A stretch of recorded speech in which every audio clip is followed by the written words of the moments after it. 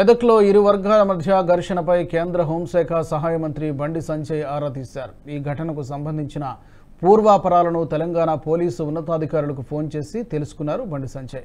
అశాంతిని నెలకొల్పే వారిపై చర్యలు తీసుకోవాలని ఆదేశించారు. పోలీసులు బాధితుల పక్షాన నిలబడాలని సూచించారు. తప్పు చేసిన వారిపై చర్యలు తీసుకోవాలని ఆదేశిస్తూనే బాధితులపై అక్రమ కేసులు బనాయించడం సరికాదని వ్యాఖ్యానించారు. పోలీసులు తీసుకునే చర్యల ఆధారంగానే పరిస్థితులు చక్కబడతాయని బండి సంజయ్ స్పష్టం చేశారు.